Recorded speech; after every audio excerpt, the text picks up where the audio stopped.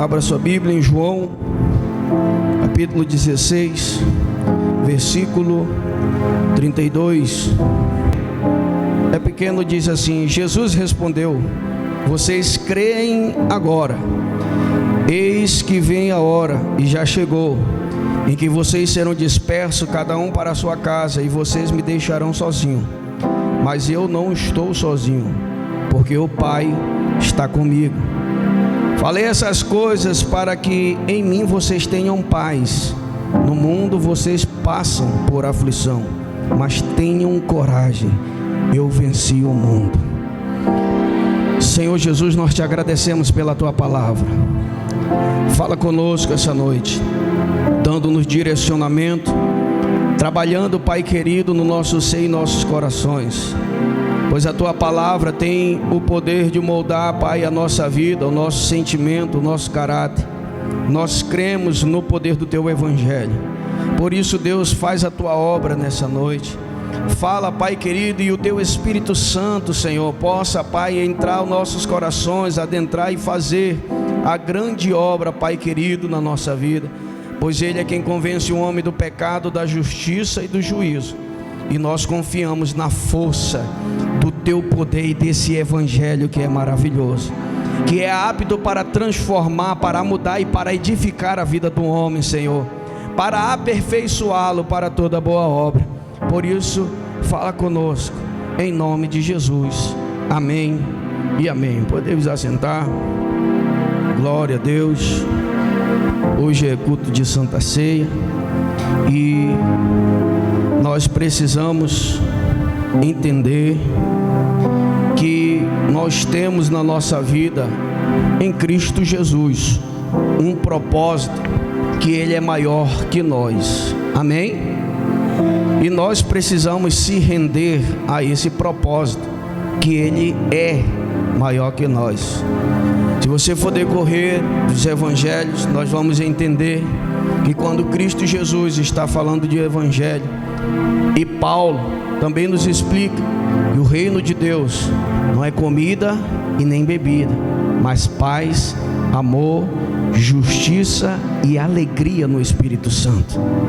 Nós, na nossa vida cotidiana, passamos por momentos de privações, sim, mas o propósito do evangelho em nossas vidas se chama vida eterna. E a gente precisa render toda a nossa história, irmão Emerson, diante desse propósito. O nosso propósito, ele não se limita aos nossos projetos, ele é maior. Porque o propósito do reino dos céus é o quê? É maior do que você. E você precisa entender que nós vivemos em um reino. Esse reino é governado por alguém. E esse governo pertence a Deus. E o nosso rei se chama Jesus de Nazaré. Quando nós entendemos que estamos debaixo de um governo, que existe um rei que a gente precisa seguir, não é, irmão, simplesmente o reino a qual nós adentramos e vivemos. Não é assim, nós vamos viver de qualquer forma, de qualquer jeito. Não funciona desse jeito. Toda vez que nós adentramos a alguma instituição, lá tem o quê? As suas regras, lá tem as suas formas de ser. Você sabe, você trabalha. Quando você chega no seu trabalho, não é do seu jeito, é do jeito que o patrão colocou. Sim ou não? Tem hora para entrar, tem hora para sair, tem hora para almoçar, tem hora para você fazer o que é para fazer, tem hora do trabalho, tem hora do descanso. Então nós precisamos entender que quando decidimos entrar no reino de Deus, é a mesma coisa. Nós, como brasileiros, entendemos que na nação brasileira existem leis e regras, não é verdade? E que elas precisam ser seguidas. Quando adentramos ao reino de Deus é da mesma forma. Nós precisamos entender que existem leis e existem regras a ser seguidas, para que a gente possa alcançar a vida eterna, para que a gente possa alcançar, para que a gente possa viver o reino de Deus na nossa vida. Então nós precisamos compreender o reino de Deus, que é maior que nós, que é maior que a nossa vida, que é maior que os nossos projetos pessoais, que é maior do que o seu sonho, que é maior do que o seu problema. Nós precisamos entender o reino, que é maior do que as circunstâncias difíceis que você está passando, e também que é maior do que o seu relacionamento, porque Ele vem com o seu projeto de salvar aquilo que se havia perdido, a humanidade. E sobre esse projeto de salvar o que se havia perdido, Francinildo, Ele encontrou muitas circunstâncias difíceis. O propósito de Cristo Jesus salvar a humanidade, morrer numa cruz, para que nós pudéssemos ser alcançados, passou por um grande processo, sim ou não? Filipenses diz assim, através de Paulo, que capítulo 2, que ele mesmo sendo Deus, não usou como usurpação ser igual a Deus, mas antes se esvaziou, tomando forma humana, e sendo submisso, colocando-se como servo, e ele foi obediente até a morte, e morte de cruz. E se você for ver a história de Jesus, irmãos, uma história maravilhosa, sim ou não? Se for ver, nós damos glória a Deus, Ele morreu por nós na cruz do Calvário, mas Ele tinha um propósito. Qual era o propósito?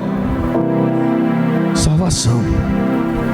Então, no propósito de Cristo Jesus, Ele tinha que entender que o propósito dele estava acima dele, era maior do que ele.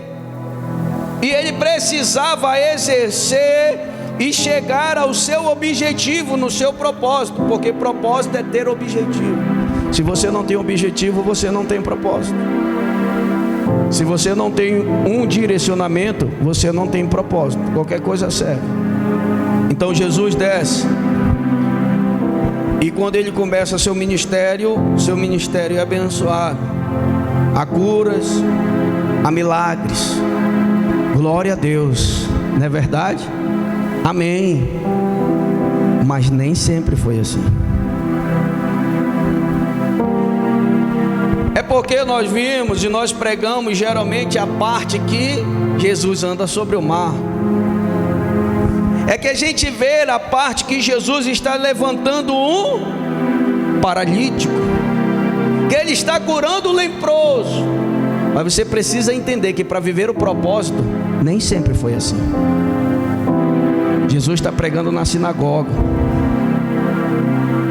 e quando Ele prega na sinagoga, porque a Bíblia diz que Ele operou grandes milagres em Cafarnaum, e Ele vai a Nazaré, a sua cidade. Mas a Bíblia diz que aquele pessoal era incrédulo, e a ponto de Ele dizer assim: um profeta não tem honra na sua casa. E quando Ele prega a salvação, e quando Ele prega dizendo: hoje se cumpriu o que está escrito em Isaías, as pessoas querem o apedrejar. Mas o propósito é o que? É parar ali? O propósito é a cruz ainda não se cumpriu. A Bíblia diz que Jesus passa pelo meio deles e vai embora. Francinildo, Jesus não debateu, Ele foi embora. Você precisa entender o seu propósito, que há momento de se retirar. Eu costumo dizer que Eclesiastes capítulo 3, para quem quer entender a Bíblia, é fundamental. Como assim, pastor? Para tudo há seu tempo debaixo do céu.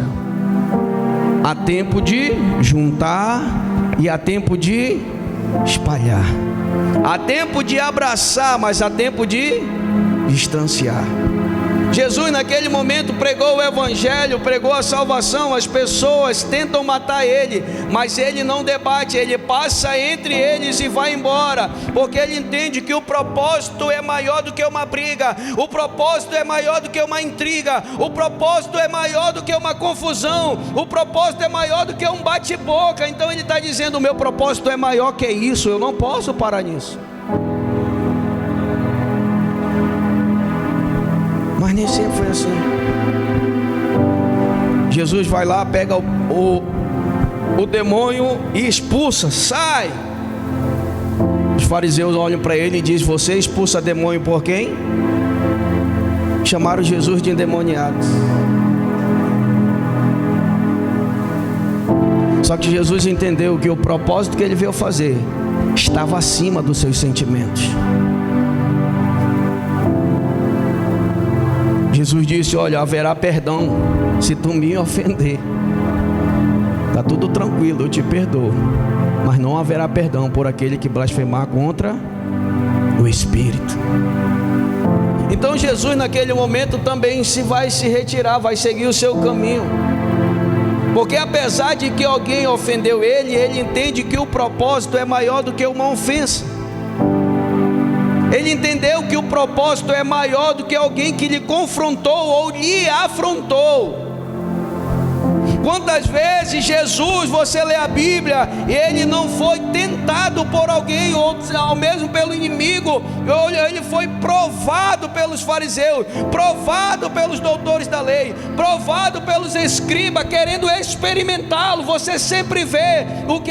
Essa frase: pois eles querendo experimentá-lo, eles querendo prová-lo, eles querendo julgá-lo, então eles vão lá e vão lançar uma palavra, não é porque querem, é porque querem prová-lo. Jesus enfrentou tudo isso, mas ele sabia o propósito. Quando ele sabe o propósito, ele entende que o propósito é maior que isso. Enquanto eu estou aqui falando para vocês de alguém que nunca quis aceitar Jesus como os fariseus, alguém que por ciúmes entregou Jesus à morte como eles, fariseus, saduceus, os escribas, os doutores da lei, está tudo ok.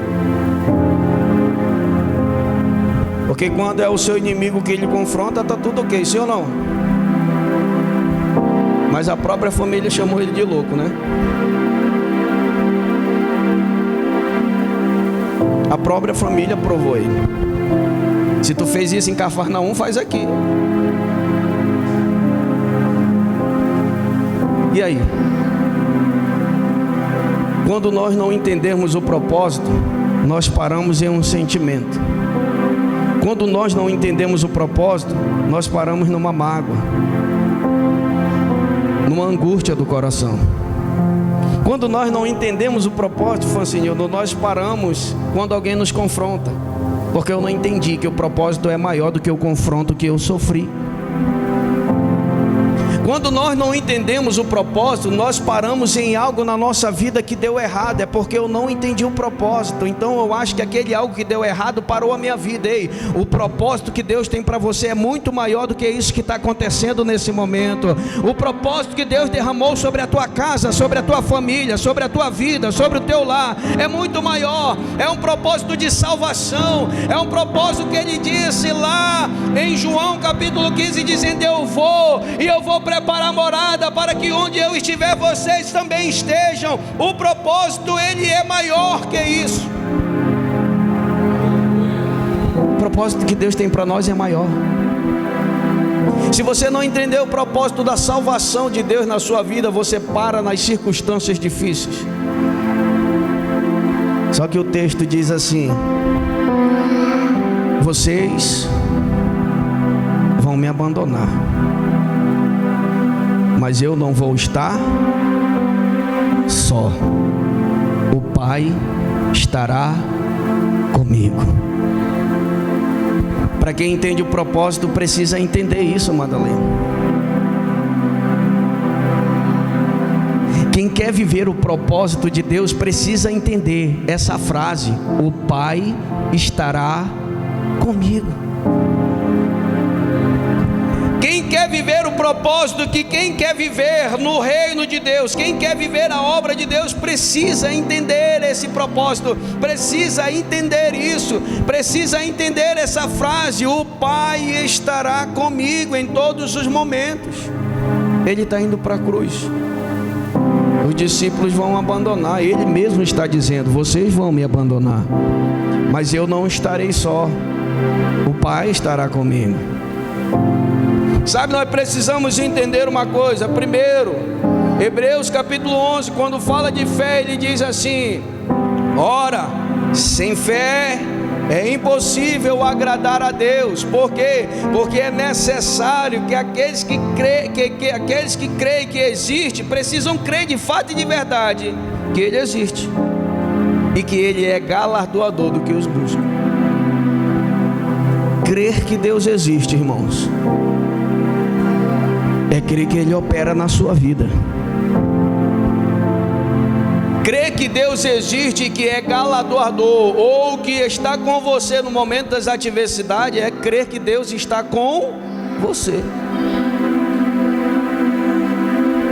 Crer que Deus existe é necessário para andar com Deus, porque se você não tiver fé para crer, você vai viver uma vida todo momento pensando e pensativo em tudo que o mundo está fazendo contra você.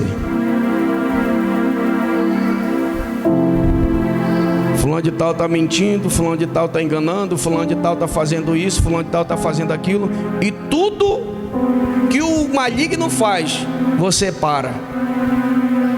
Sabe por quê? Porque está faltando você crer que Deus nunca te desamparou. Está faltando você crer que Deus nunca te deixou. E que a sua palavra é escudo para aqueles que nele confiam. Você precisa crer que o escudo da fé está em você e que nenhum mal, nenhuma seta do diabo te alcançará. Nenhuma palavra lançada, nenhuma obra feita vai te alcançar. Isso é crer que Ele existe, que Ele está comigo. Isso é crer na obra dEle na minha vida. Agora, se eu não creio, tudo que estão fazendo me afeta. Tudo que o inimigo planeja me afeta. Tudo aquilo que ele faz me afeta. Por quê? Porque eu não creio. Mas quando eu creio, não. Ainda que se levante, vai se levantar para cair, porque o Senhor estará comigo.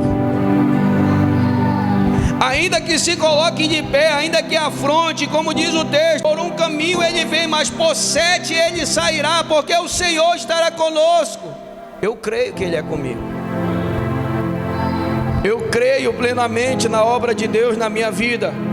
Então eu tenho um planejamento, eu tenho uma obra a fazer, eu tenho uma vida com Deus. Aí o que é que acontece?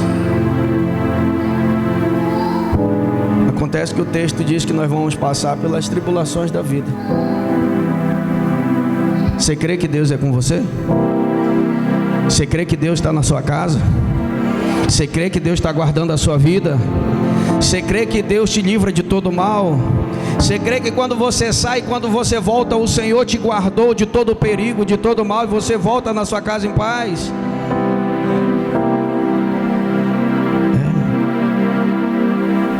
Só que tem momentos e dias que as coisas parecem não andar, mas você crê, sim ou não? Pastor, eu creio, mas as coisas não estão andando. Mas isso não quer dizer que o inimigo te alcançou. Quer dizer que você continua crendo, e Deus vai se levantar na hora certa para trazer o alívio, para trazer a solução, para trazer a libertação, para trazer a cura. Sabe por quê? Porque você está dizendo, ainda que ele esteja afrontando, eu sei que Deus ainda permanece comigo. Ainda que ele esteja perturbando, eu ainda creio que Deus está comigo, e esse momento vai passar. Porque senão você vai parar. Senão você vai dizer, Deus me abandonou. E se Deus tivesse te abandonado, tu estava morto. Se Deus tivesse te abandonado, tu não estava nessa cadeira com saúde. Tu já estava a 7 palmos. Mas Deus nunca te abandonou, mas cuidou de ti.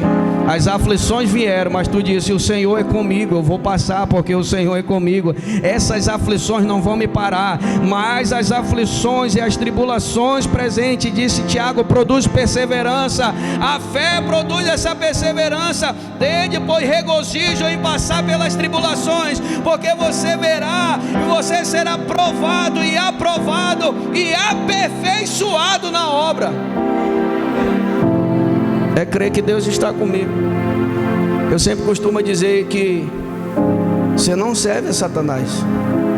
Você serve quem? A Deus, irmão. Ah, porque Satanás fez isso na minha vida. Não, Satanás não, foi Deus que permitiu. Você serve a Deus e não serve a Satanás. Como é que Satanás está tocando na tua vida? Quem permitiu foi o seu Deus. Você é servo de Deus e não de Satanás. Jó disse assim: eu sirvo a Deus, Deus foi quem me deu e também foi Ele que tirou. Bendito seja o nome do Senhor. Ele está dizendo: eu sirvo a Deus e não a Satanás. Ele não tem poder para tirar, mas o meu Deus pode autorizar. Ele serve a Deus. Eu sempre costumo dizer: não dê glória a Satanás, nem no momento das adversidades. Noemi, sogra de Ruth, diz assim: Deus afligiu o meu coração. Ela não disse Satanás não. Ela disse: Deus afligiu o meu coração. E eu não sei quando é que Ele vai tornar novamente. Mas ela está entendendo: eu sirvo a Deus, eu não sirvo a Satanás não. Se tocou foi porque Ele permitiu, porque eu sirvo a Deus. Daniel, quando foi para a covas do leão, ele disse assim: ei, se Deus quiser, Ele me livrará dos leões. Por quê? Porque eu sirvo a Deus e é Ele que está permitindo eu ir para lá. Quando nós entendemos que o propósito é maior que nós, vem cova, nós estamos com Deus. Quando nós entendemos que o propósito é maior do que Deus, veio a fome. Noemi vai até Moabe, mas ela entende que Deus ainda está na vida dela. Ainda que tire tudo, como Jó, ele diz: o propósito é maior na minha vida. Foi Ele quem deu e foi Ele também quem tirou. Por quê, pastor? Porque o meu propósito está em Deus e não em Satanás.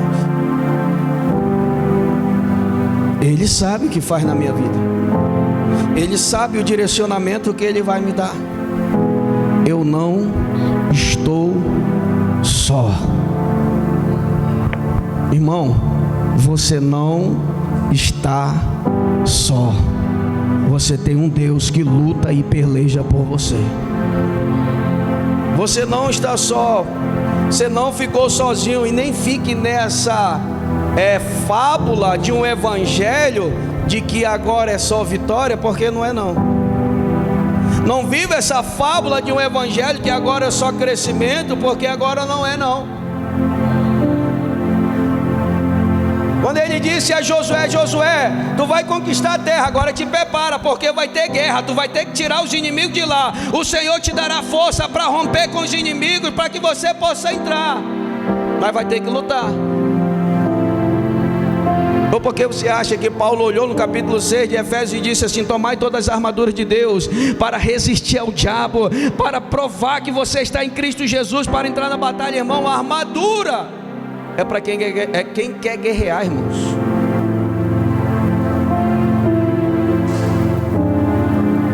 Porque você está aqui, mas você já passou por várias tribulações, sim ou não? Sim ou não? E se tu está pensando que agora daqui para frente também não vai vir mais nenhuma, você está enganado. Ainda vai vir. Porque o texto diz assim: muitas são as provações e as tribulações do justo, mas Deus os livra de todas. Ele não está dizendo que não vai passar, Ele está dizendo que vai livrar. Se Ele vai livrar é porque você vai estar lá e Deus vai dar o livramento. É porque esse momento, quando o propósito é maior que nós, a gente entende que a gente não pode parar, porque uma coisa aconteceu, porque algo saiu do meu sonho, algo saiu do meu planejamento, algo saiu da minha intenção. Eu queria que fosse desse jeito, não foi. Isso é sinal que Deus não está comigo. Não, nenhum momento Deus te abandonou e nem te deixou. A diferença é que nós passamos por esses momentos de adversidade, de tribulações, mas Deus está conosco em todos os momentos. Ele nunca nos deixou. Ele sempre está lá. Nunca te deixou. Você nunca ficou só. Ele sempre esteve conosco. O Pai sempre estará conosco. Só que os discípulos, nesse propósito, 3 anos e meio, o Pedrão vai negar Jesus. Pedro, vem cá, Pedro. a porta do inferno não vai prevalecer contra a igreja. Está aqui a chave, tu és pedra. Aí Jesus vai falar para ele, porque nós somos pedra viva. Pedro mesmo vai explicar isso. Pedro vai andar sobre o mar. Jesus, se for tu, e aí contigo aí, se for você, então bora. Pedro vai expulsar o demônio. Ele é o primeiro a dizer assim: tu és o Cristo, Filho do Deus vivo. E Jesus olha para ele e diz assim: não foi carne nem sangue, mas o Espírito de Deus que te revelou isso. Mas o Pedro vai negar Jesus. E agora? O propósito parou na negação? Jesus disse assim: evangelizei Pedro 3 anos e meio, agora ele me nega. Acho que não está certo não. Esse ministério não é para mim não. Acho que não vai dar mais certo, esse negócio está difícil. 3 anos e meio pregando para Pedro, ainda diz que não me conhece. Sabe qual é o sentimento de Jesus? O meu propósito é maior do que a tua negação, Pedro. Judas vai chegar no Getsemane, ali onde Jesus está, dá um beijo em Jesus e ainda chama Jesus de quê? Jesus chama ele de quê? Amigo. Amigo, o que vieste fazer aqui? Jesus dá um beijo no Judas. Jesus é levado. O propósito parou por causa da traição, irmão. Jesus tem um propósito e ele vai se cumprir. Hoje eu quero lhe perguntar: o seu propósito ainda é morar no céu? O seu propósito ainda é salvação?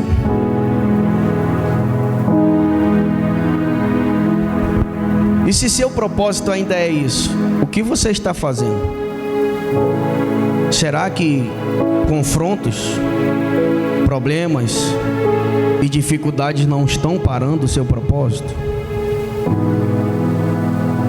A traição não parou Jesus. Pedro negou, não parou Jesus. Jesus ressuscitou. Pedro está nu na praia, ainda nem se converteu direito. Jesus está ressuscitado. É só você ler o Evangelho de João. Jesus está na praia lá e diz assim: ei, vocês não querem comer aqui peixe? Tem peixe aí? Aí o João olha: rapaz, tem não, a gente não pegou nada. Aí Jesus disse assim: então joga do lado direito. Aí o João olha do lado direito. Eu já escutei essa história. Pedro, é Jesus que está falando lá da beira-mar. Ele ressuscitou. Pedro é tão afoito que ele não bota nem a blusa, nem a camisa. Ele se joga no mesmo rio e vai ver Jesus. Todo mundo vem. Enquanto todo mundo vem enxuto, Pedro é o único que vem molhado, né? Porque a gente afoito é assim. Mas Jesus olha para Pedro e diz: Pedro, quando tu te converteres, apacenta os teus irmãos. Deixa eu dizer uma coisa: o propósito não acabou não. Jesus ainda continua na tua vida dizendo: olha, quando tu te converteres, apacenta os teus irmãos, continua com eles, faz a obra. Jesus não desistiu, mas ele disse: o propósito é maior do que você. Você não pode parar por isso. Você não pode parar por causa dessas circunstâncias. O propósito ele é maior do que essas coisas que nós estamos vivendo nesse momento. Mas tem alguém que chega lá no cenáculo e diz assim: eu não acredito não. Se eu não tocar aqui na mão dele e ver de fato que eu acreditar, ele pode ter me falado 3 anos e meio que ele ia ressuscitar, mas eu não acredito não. Jesus chega no meio deles e diz: Tomé, o propósito é maior do que isso, Tomé. Pega aqui na minha mão. Eu não tenho um problema em aparecer contigo. O propósito é maior. Eu não estou magoado porque tu não creu no que eu falei. Toca na minha mão. O propósito é maior. Eu não parei por causa da mágoa. Eu não paro por causa de uma palavra. Eu não paro por causa de um confronto. O propósito é maior. A vida já ser alcançada, a pessoa já ser alcançada, a sua casa, a sua família a ser alcançada. O propósito é maior do que isso, irmão. Seu filho precisa de você, sua casa precisa de você, a sua igreja está aqui contando com você. O propósito é maior do que essa palavra, o propósito é maior do que essa contenda, o propósito é maior do que esse sentimento. O propósito é maior, irmãos.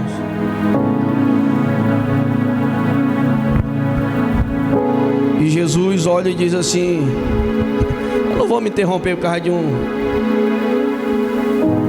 porque se fosse outro ia dizer assim: ah, já que tu não confia em mim. Aí começa a arte, né? Tu não confia em mim, então vamos acabar o nosso relacionamento. Qual é o teu propósito, irmão? Afinal, com quem você vive?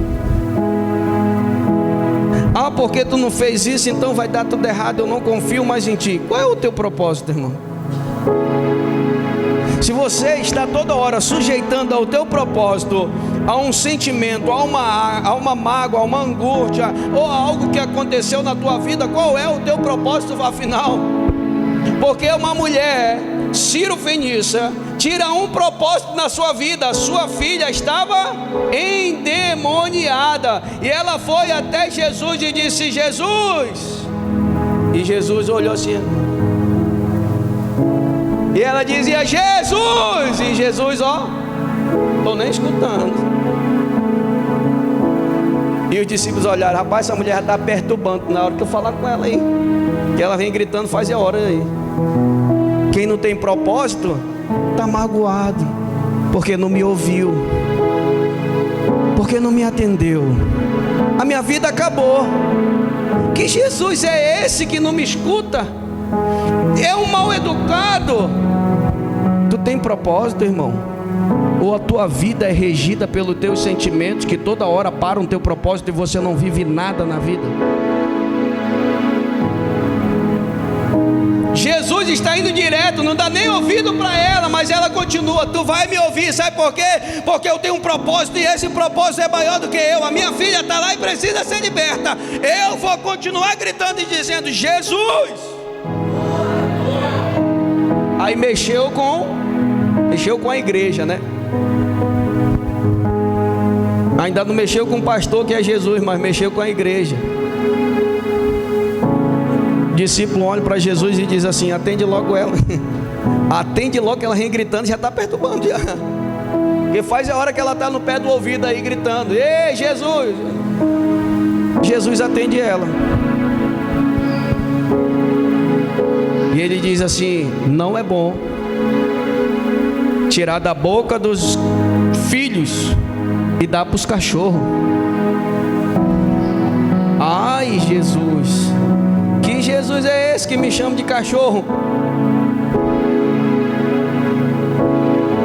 Aí pronto, vou abandonar o meu propósito. Sabe, irmão, desculpa a mesma realidade, mas às vezes a gente está vivendo diante de uma geração tão fraca, que até no trabalho não consegue receber nenhuma palavra de forte do patrão, que já quer pedir a conta. Aí fica desempregado, irmão.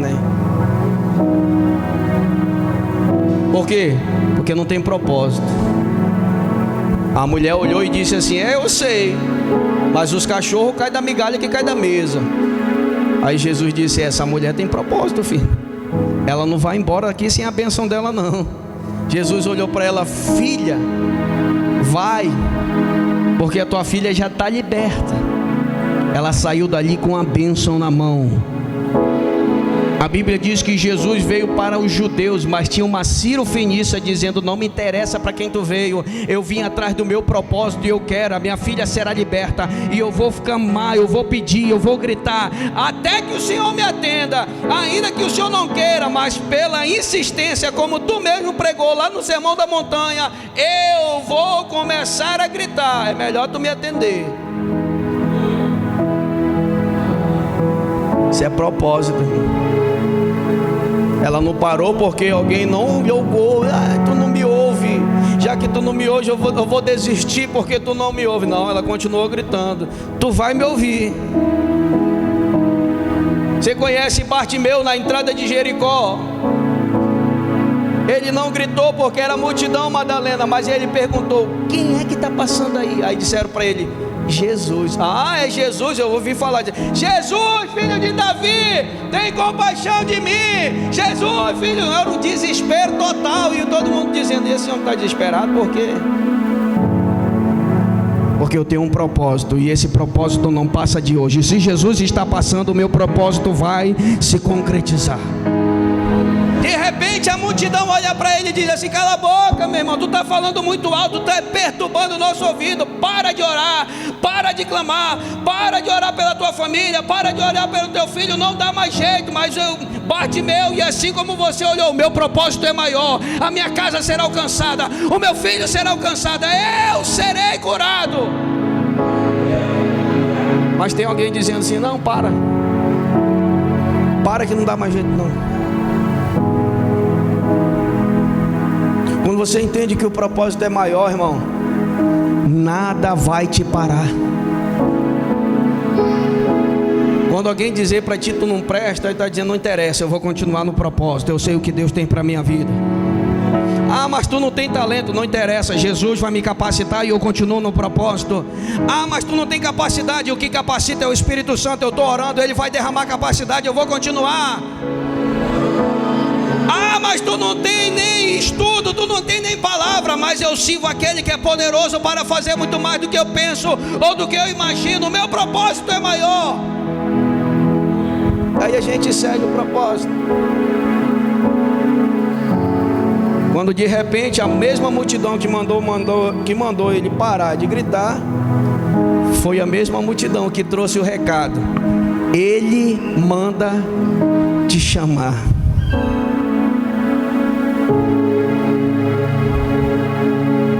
Porque o propósito, quando a gente entende ele, alguém vai tentar lhe parar. Sim ou não? Alguém vai tentar lhe deter.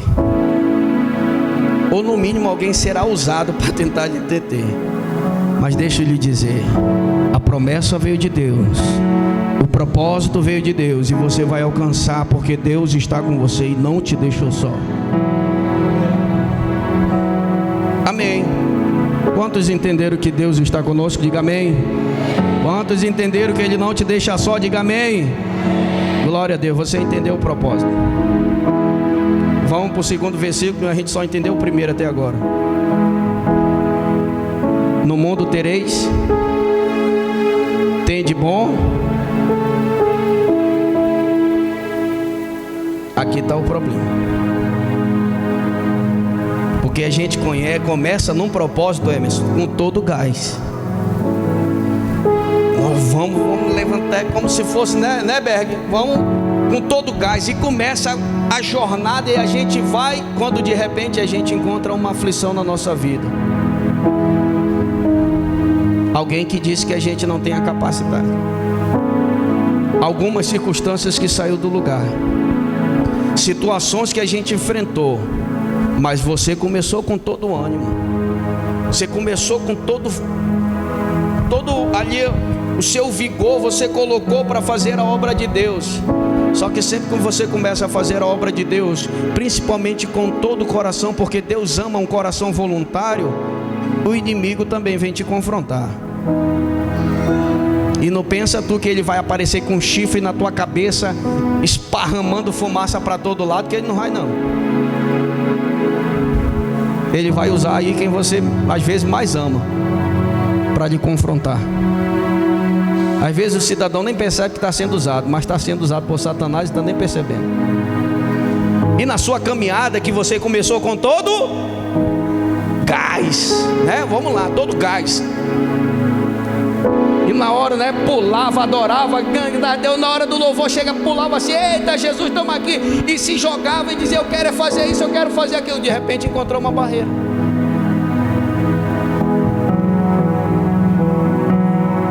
De repente o choro que você dava aqui na igreja não sai mais do seu olho. De repente, no momento da adoração, quando você levantava a mão e começava a gritar: eis-me aqui, Senhor, usa-me, não sai mais.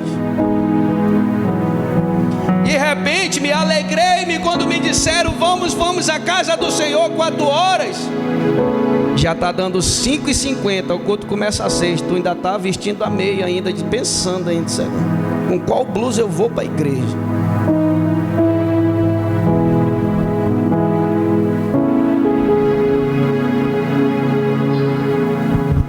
Sabe por quê? Porque as aflições começam a apertar. É por isso que o texto está dizendo: tem de bom ânimo. Você sabe por quê que esse mesmo texto, porque ter ânimo é ter coragem, Deus falou a Josué: Josué, tem de bom ânimo, ser forte e... Sabe por quê? Que ele disse assim: Josué, tem de bom ânimo. Sabe por quê? Porque tu vai enfrentar guerra. A primeira guerra que tu travou, a segunda vai ser com o mesmo ânimo, a terceira também. E ainda cansado, como Davi, exausto, fica 400, vamos orar, mas nós vamos para a guerra porque Deus vai nos dar vitória. É o mesmo ânimo. Quantos eram? 400. Caleb, 40 anos, depois de 45, depois de 40 tinha 85, com o mesmo ânimo. Deus me deu a promessa, eu também vou subir e vou alcançar, porque o mesmo ânimo que eu tinha lá, eu também tenho aqui. Eu vou receber a minha promessa. Deus está dizendo assim: tem de bom ânimo. Você sabe por quê? Abra sua Bíblia aí, Apocalipse capítulo 2, rapidinho.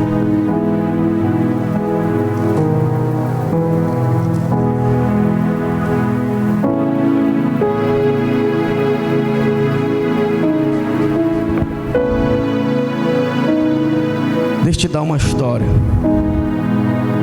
para hoje você ressuscitar o seu ânimo, para você entender que você não pode desanimar, para você entender que você precisa ficar firme no Senhor.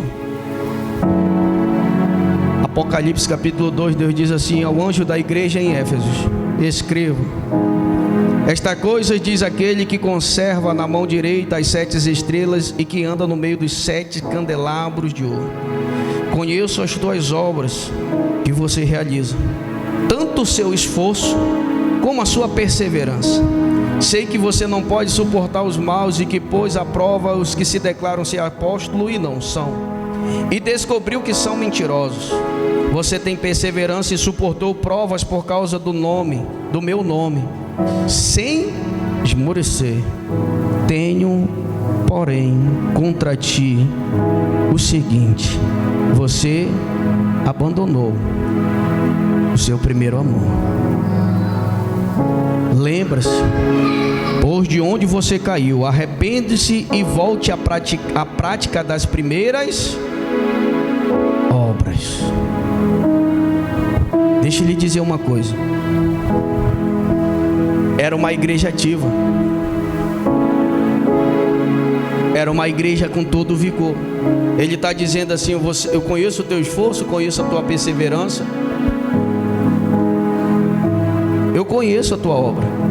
Só tem um problema: tu não está do jeito que tu iniciou. Você acha que Deus não consonda o seu coração? Deus disse para ele: Francinildo, eu conheço a tua obra, eu conheço o teu esforço, eu conheço o teu sorriso, eu conheço a tua alegria. Tu não está do jeito que tu iniciou.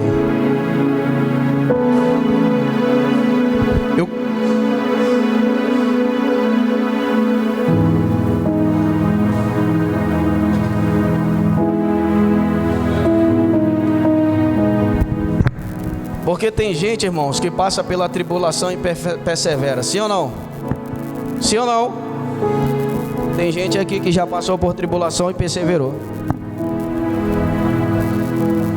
Só que Deus está dizendo: eu conheço essa tua perseverança aí, é boa.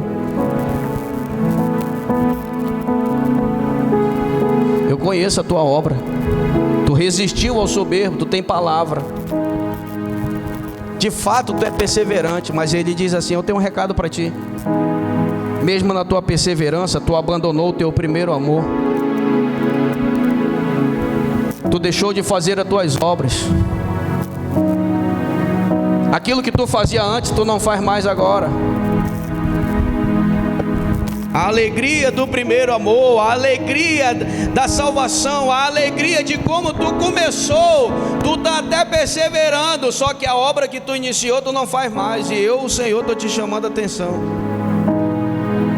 porque tu perdeu o brilho, o sorriso e o amor da primeira obra. Mas tu perseverou, tu resistiu, mas só que tu perdeu o primeiro amor.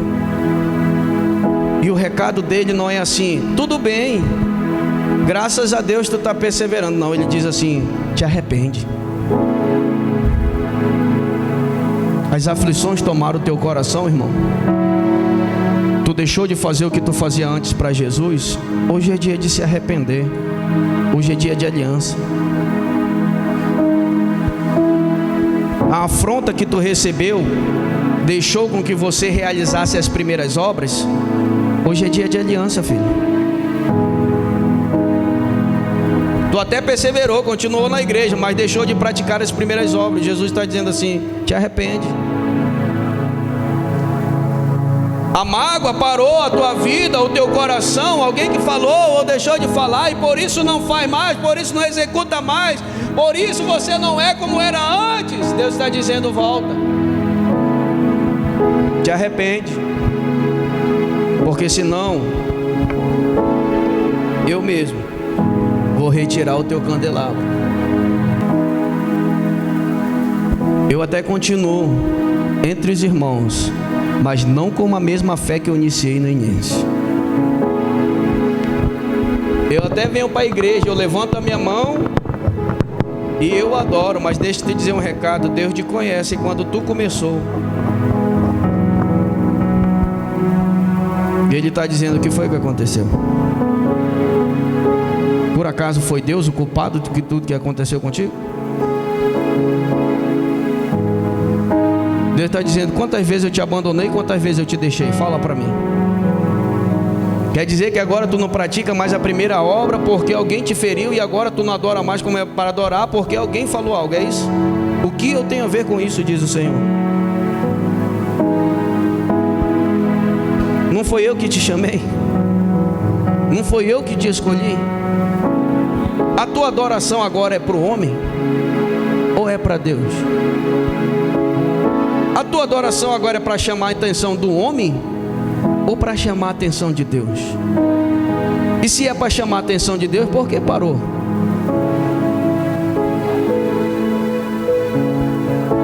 Nós não podemos perder o amor da primeira obra. Ele está dizendo: nós não podemos perder a aliança que a gente fez do início. Paulo diz assim: regozijai-vos no Senhor. Mais uma vez eu digo regozijai-vos. Paulo, irmão, está escrevendo da onde, né, pastor Evandro? De uma prisão, dizendo: alegre-se no Senhor. Mais uma vez eu escrevo a vocês: alegrem-se no Senhor. Ah, pastor, não vou fazer mais porque aconteceu uma coisa na minha vida, assim, assim. Não. Quem comanda a tua vida é o Senhor. Enquanto você faz, Ele cuida de você. Enquanto você continua servindo ao Senhor com amor, com dedicação, Ele continua trabalhando em favor daqueles que nele esperam. Ele continua exercendo o seu poderio de Deus e cuidando da sua vida. Não pare, continua, se arrependa exatamente aonde você parou e volte novamente a adorar, volte novamente a buscar a Deus.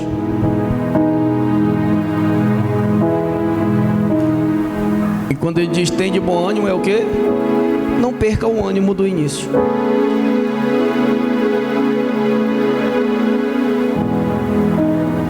Não perca o ânimo que você iniciou.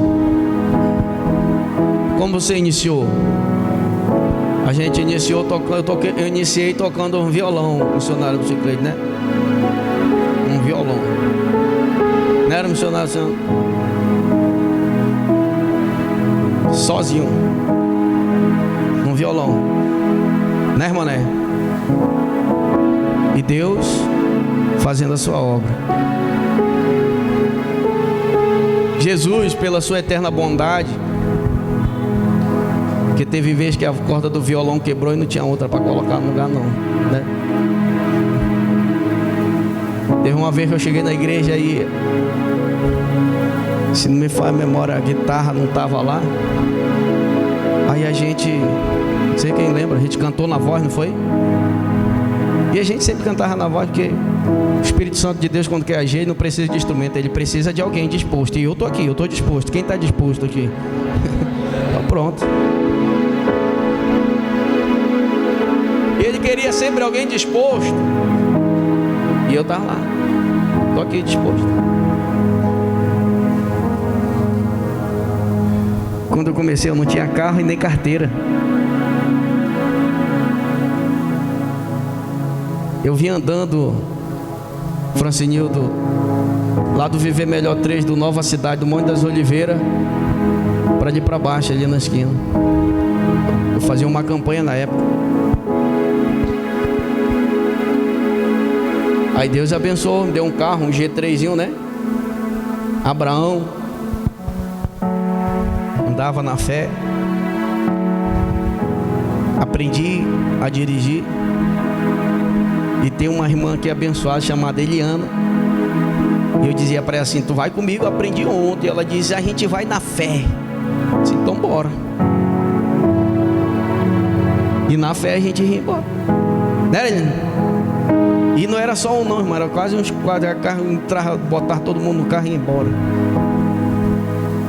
Depois tirei a carteira. Depois da carteira, Jesus deu outro carro, não foi?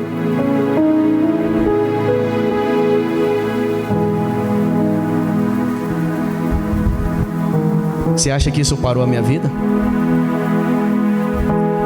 Você acha que o evangelho é parado por causa de aflições que eu sofri na minha vida, irmão? O evangelho é muito maior do que isso que eu sofri. Eu creio no Cristo que eu servo.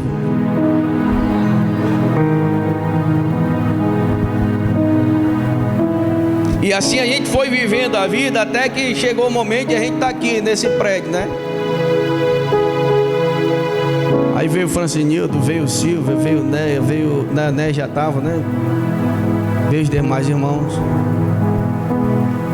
Sempre acreditando que Cristo é maior do que toda a aflição do que eu possa passar.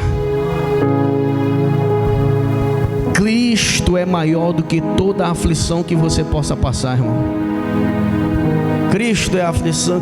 Cristo, Ele está acima disso tudo na nossa vida. Eu lembro quando eu assumi a igreja lá embaixo, em janeiro, fevereiro mandaram a gente fechar, que estava na pandemia, né? Tinha que pagar aluguel e a conta de luz, né? Eu assumo a igreja e nós tem que fechar. Não pode fazer culto não. Pandemia. Jesus deu graça, não faltou nada. Ainda reformamos a igreja fechada. Deus é poderoso, irmãos. Você acha, e agora? Então vamos fechar a igreja, já que não pode abrir. Não, Deus é quem decide a obra. Essas aflições não afligem o nosso coração. Aquele que prometeu é fiel para cumprir, e Ele é maior. O propósito é maior que isso. Quando você entende que o propósito é maior, nada vai lhe parar. Quando você entende que você serve a Cristo Jesus, ao Rei dos Reis e Senhor dos Senhores, nada vai lhe parar. Você vai continuar.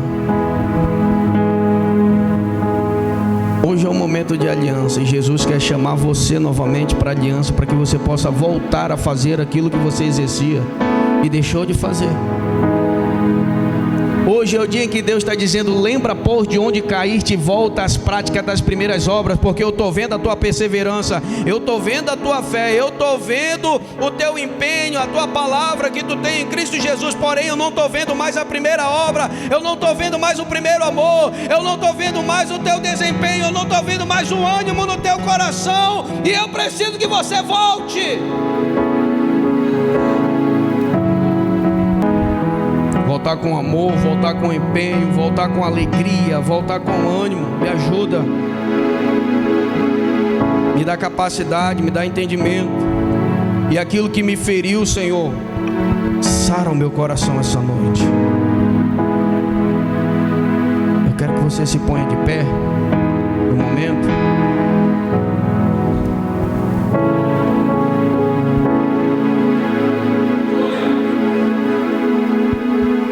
Estenda a sua mão. Faça o seu momento aí de reflexão, seu momento de oração. Enquanto oramos pelo pão e pelo vinho, Senhor Jesus, nós oramos nesse momento, Senhor, por esse pão e por esse vinho que simboliza, Pai querido, a tua carne e o teu sangue, que foi derramada, Deus, numa cruz em favor da minha vida, porque tinha um propósito, e o teu propósito era maior. O teu propósito, Deus, venceu os fariseus te acusando, te chamando até de endemoniado. Tu venceu, Pai querido, as afrontas de fariseu, de saduceu. Tu venceu as afrontas dos escribas, porque existia um propósito: salvar o que se havia perdido.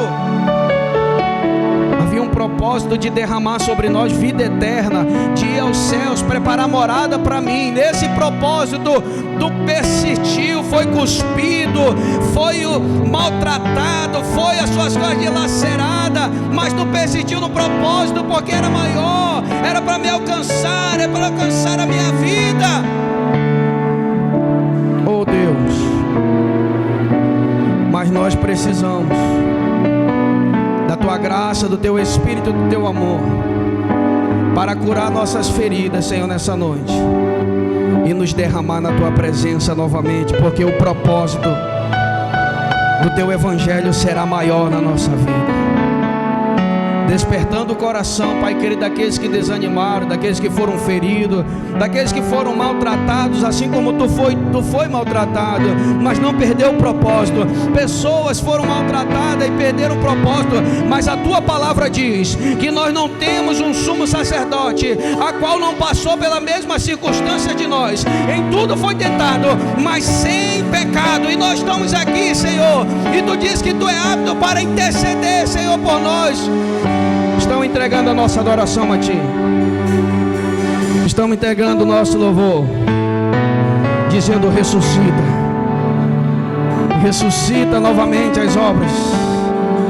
Faz de novo em nossos corações, Senhor Jesus, a pregar, a anunciar, a se empenhar, Pai querido, por vidas no Teu reino. Em nome de Jesus.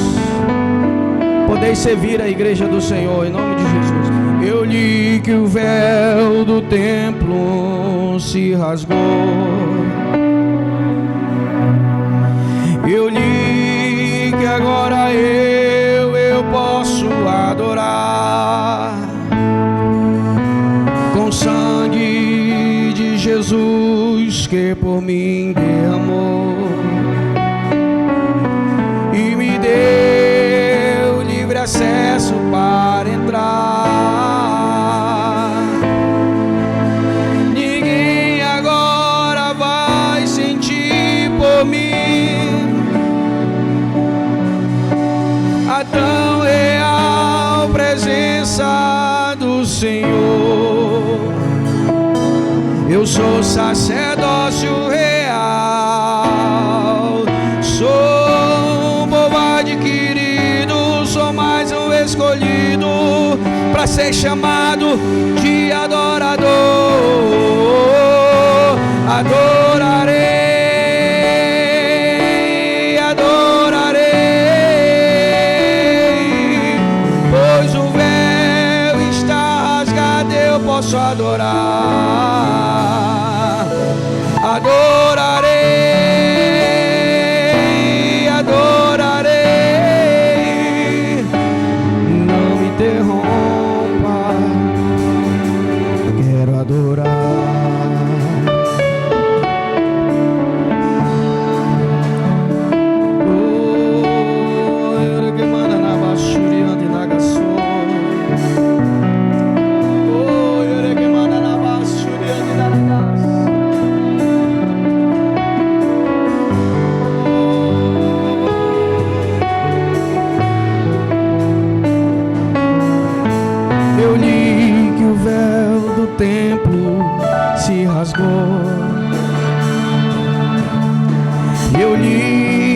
agora eu posso adorar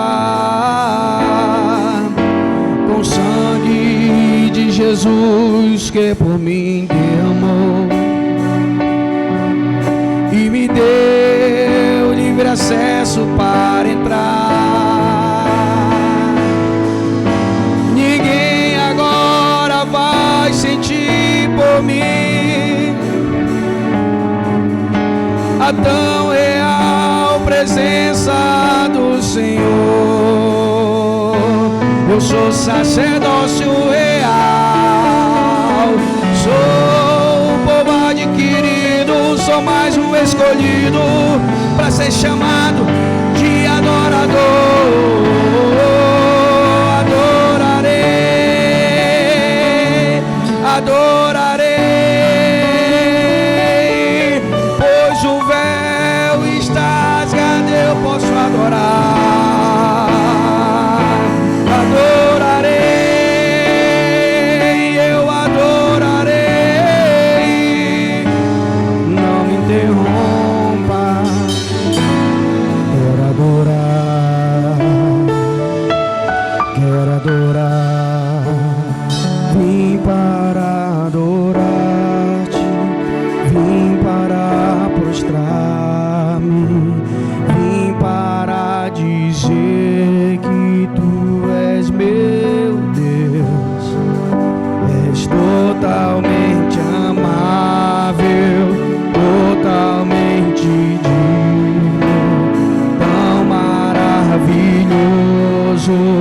para mim.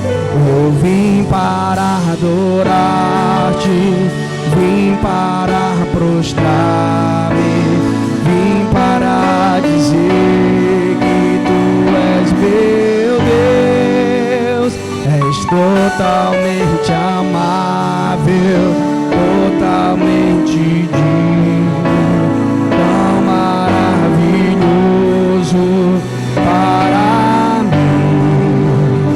Eu vim para adorar-te, vim para prostrar-me, vim para dizer que tu és meu Deus, és totalmente amável, digno, tão maravilhoso para mim. Quando Jesus te conheceu e Ele te chamou, viu no teu rosto a alegria da salvação, e como a mulher samaritana que encontrou-se com Jesus, sendo tratada por Jesus, o regozijo foi tão grande que ela voltou a uma cidade de Samaria para evangelizar, deixando o seu próprio cântaro. Ela foi para pegar a água, mas esqueceu o próprio cântaro. Sabe por quê? Porque ela entendeu que o propósito era maior, a alegria no coração dela era maior, o que ela tinha sentido era maior, o que Deus fez na vida dela tinha sido maior. Então ela deixou o próprio cântaro e foi em busca, dizendo: ei, eu encontrei aquele que nós dizemos ser o Messias.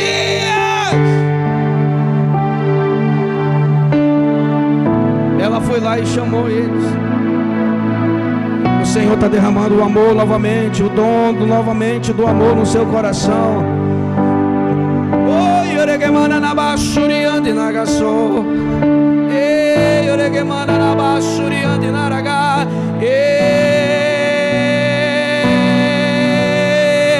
Receba o amor de Deus sobre o seu coração.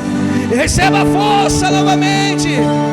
Oregemana na basuriande nagaso.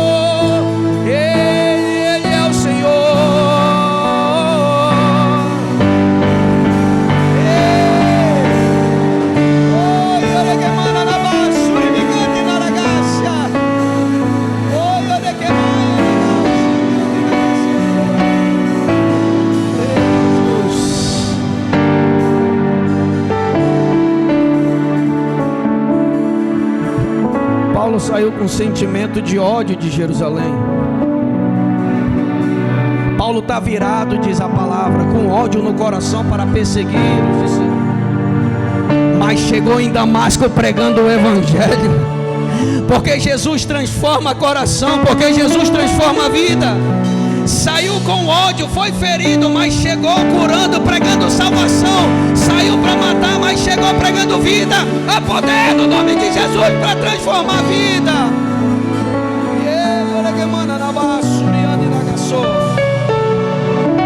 Jesus está te chamando, eu te chamei. Conheço as tuas obras, conheço o teu primeiro amor, conheço a tua adoração, conheço o teu trabalho. Volta, volta, volta à prática das primeiras obras. Faz aliança comigo, que tu se afastou, mas eu não quebrei a aliança contigo. Eu não te desamparei, eu não te deixei só. Eu não quebrei a aliança. Hoje eu vim aqui te encontrar. Oh, aleluia, Jesus.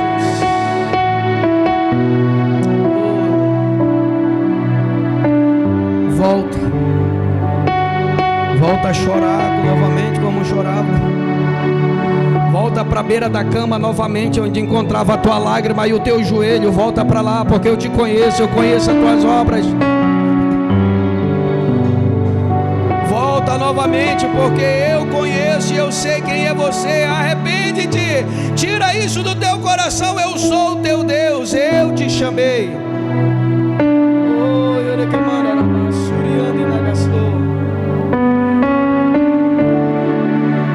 Recebi do Senhor, que também lhes entreguei, que Jesus Cristo, na noite em que foi traído, pegou o pão e, tendo dado graça, partiu e disse: isto é o meu corpo, que é dado por vocês, façam isso em memória de mim. Podei comer o pão em nome de Jesus.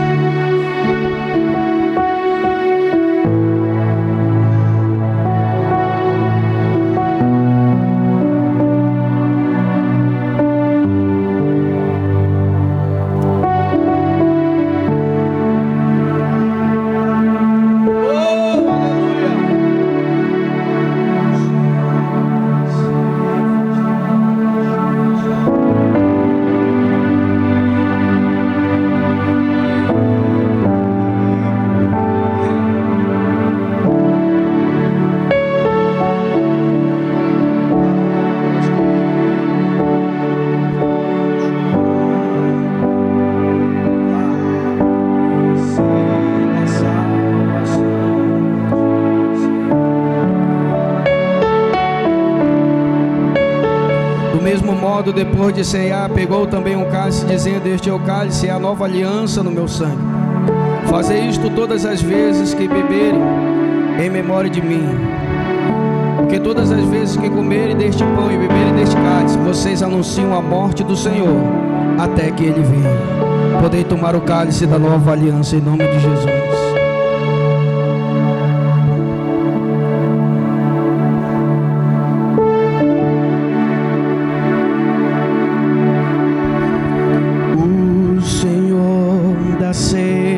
Está chamando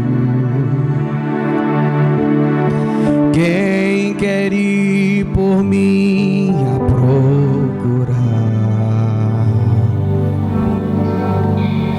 almas que no mundo vão chorando sem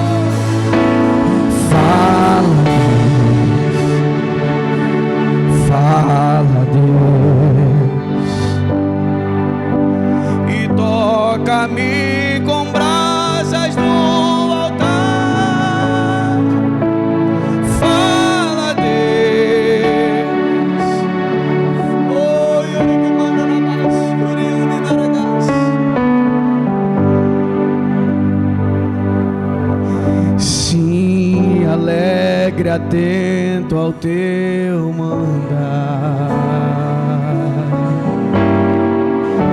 Breve os trabalhos serão findos, bênção vão os santos desfrutar,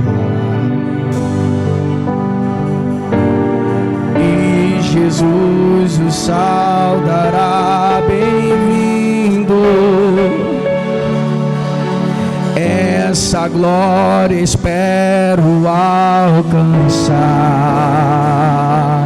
Fala, Deus, fala, Deus,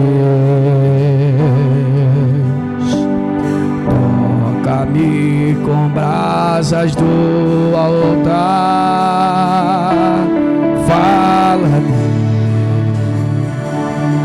fala, Deus. Sim, alegre, atento ao teu mandar. O reino, ele não pertence a homens. Se um homem lhe feriu, eu quero lhe dizer que o reino não pertence a homem nenhum. Ele pertence a Cristo Jesus. Se um homem lhe atrapalhou, eu quero dizer que ele não é o reino. O reino é do nosso Senhor Jesus Cristo. Ele é quem cuida de você. Ele é quem lhe guarda. Ele é quem lhe protege. Ele é quem traz provisão. Ele é quem traz cura. Ele é quem traz renovação. Ele que no momento do desânimo vai lá, estende a mão e te levanta. É Ele quem faz você caminhar na jornada da sua vida. É Ele quem sara tuas feridas no momento que alguém te fere. É Ele quem cuida de você. É Ele quem caminha com você. É Ele quem te capacita. É Ele quem põe palavra na tua boca. É Ele que te deu sabedoria. É Ele que te orienta. E é Ele quem faz você caminhar.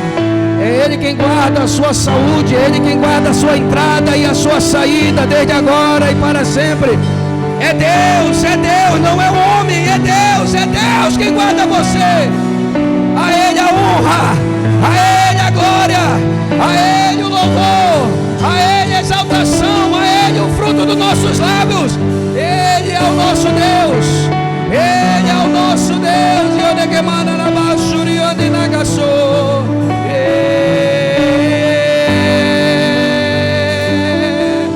Oh Jesus, a Ele a glória, a Ele o louvor eternamente.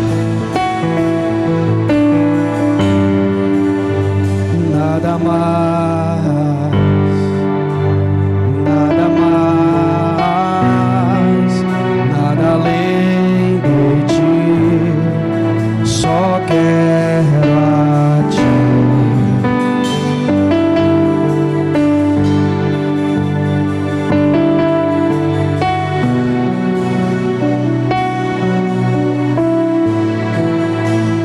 Aleluia, Jesus. Senhor Jesus, nós oramos nesse momento por aqueles, Pai querido, que são aliançados pelo sangue do Cordeiro. Dá a eles força, vigor, ânimo, Senhor, na jornada e na caminhada, Senhor, de cada dia. Que o inimigo, Pai querido, não possa, Senhor Jesus, detê-lo, Senhor. Mas, Senhor, que Tu possa dar coragem, ousadia e ânimo para enfrentar, para passar, Pai querido, as adversidades, Jesus, e para alcançar, Pai querido, a eterna salvação em Cristo Jesus. Para que possamos, Pai querido, colocar, assim como Paulo colocou e disse: combati o bom combate, acabei a carreira e guardei a fé, porque o propósito estava em alcançar os céus, em ser um cidadão de fato, Senhor dos céus. E assim, Pai querido, nós nos alegramos em Ti, em nome de Jesus. Levante as suas mãos e dê um aplauso ao Senhor Jesus Cristo bem forte, porque Ele é bom e porque a sua misericórdia dura para sempre. Grandão, grandão. da Galileia, passeia nessas águas de peleja nessa terra. Grandão, grandão da Galileia, passeia nessas águas de peleja nessa terra. Ele é o varão pelejador, varão pelejador. Enquanto a igreja marcha a sepultura, ele fechou. Varão pelejador, ele é o varão pelejador. Enquanto a igreja marcha a sepultura, ele fechou. Não tem galinha preta e nem tem sangue de bode. Quem guerreia pela tua família é o Deus que tudo pode. Não tem charuto aceso, nem tem vela 7 dias. Quem guerreia pela tua casa guerreia de noite, guerreia de dia, guerreia de noite, guerreia de dia. Ele guerreia, guerreia, guerreia, guerreia. Ele guerreia de noite, guerreia de dia, guerreia, guerreia, guerreia, guerreia. Batalha travada é nessa terra, batalha travada é nessa terra, batalha travada é nessa terra, batalha travada é nessa terra. Eu te chamei nessa peleja, foi pra pelejar. Eu te chamei nessa guerra, foi pra guerra. Eu te chamei nessa peleja, foi pra pelejar. Nessa terra eu te chamei na peleja, foi pra pelejar. Eu te chamei nessa guerra, foi pra guerra. Eu te chamei nessa peleja, foi pra pelejar. Nessa terra, Jesus é valente na batalha. Jesus é valente na batalha. Jesus é.